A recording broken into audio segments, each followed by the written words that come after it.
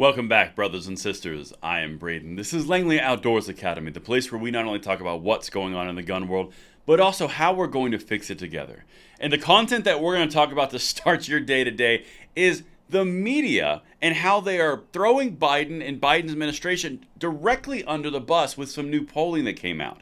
This is extremely unusual, and we're going to break it down right now. Everything will be linked for your review if you want to dive deeper. And if you are new or you're a returning viewer, please consider hitting that like button, subscribing to the channel, and making sure you turn the notification bell on. We need as many people as we can to get into the fold with us to help pass information and thus the Second Amendment along to the next generation. And thank you so much in advance for your consideration. And today's content is brought to you by SDI.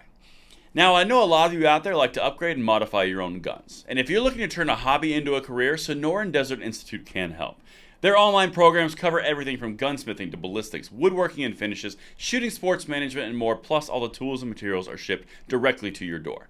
There's never been a better time to turn a hobby into a career, so what are you waiting for? There's a link in the description box below, and thank you so much to SDI for making this content possible. And don't forget our little game, guys. If you caught a Biden re-election ad before this video or after this video, make sure you leave a comment down there of how useful and fruitful that venture is, and thank them for wasting their money. But what we're going to talk about today is something that I find interesting. If you guys have been watching this channel for a while, you're a veteran or you're a newbie, one of the things that we really like to dive into, and specifically catches my interest, is when the media does things that are out of character. For example, Biden's a known gun controller. There's no secret. Democrats in power in the United States Congress, also known gun control advocates. But it's interesting when the media, who share that same drive, turn against their own candidates. Watch George Stephanopoulos right now break the news to their viewers on the leftist ABC media that Biden's actually so bad, according to polling, that they're actually concerned. Again, the story may not be the numbers, it may be the reaction. Watch his face. This is interesting. It's just brutal for President Biden. Absolutely, George. And you talked earlier about that record low approval rating for President Biden. It's actually 6 points down just since February. And the skepticism over his leadership extends deep inside his own party. Only 36% of Democrats think that their party should nominate Joe Biden for a second term. 58% say they would support someone else or prefer someone else. That's despite the fact that the entire DNC, most of the Democratic establishment, has rallied behind President Biden. And you're seeing real weakness in the coalition that powered Joe. And I'll go to that next part in a second. What's interesting about this is you've got the far left element of the Democratic Party. That's around 30%, the far left identified candidate or supporters, constituents. They're okay with Biden. The Democratic establishment has Biden, but independents and everyday normal Democrats, more towards the center, are rejecting en masse. That's interesting. Wonder why that is. 58% say somebody else.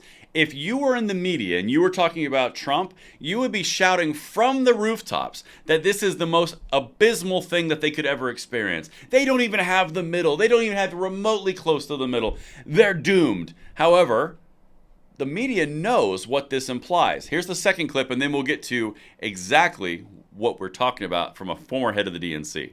Biden, and you're seeing real weaknesses in the coalition that powered Joe Biden to the presidency back in 2020.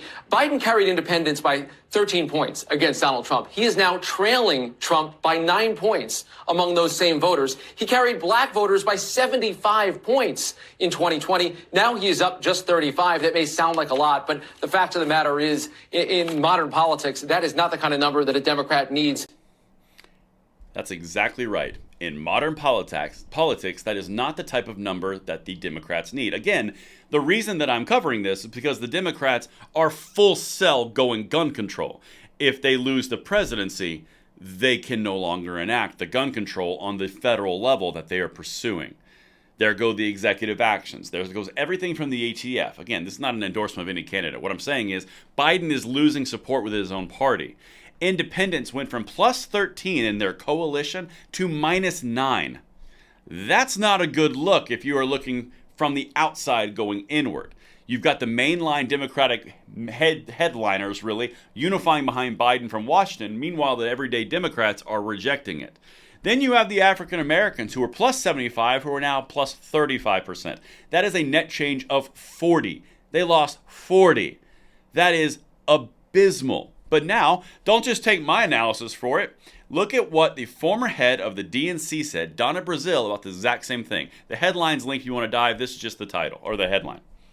Brazile says Democrats need to wake up to poor Biden polling numbers. They're sounding the alarm, which brings me to the next question. Donna Brazile has moved into the media sphere. She used to run the DNC. The media, George Stephanopoulos, if you saw his face in the introduction, that was sheer terror. He looked white as a sheet.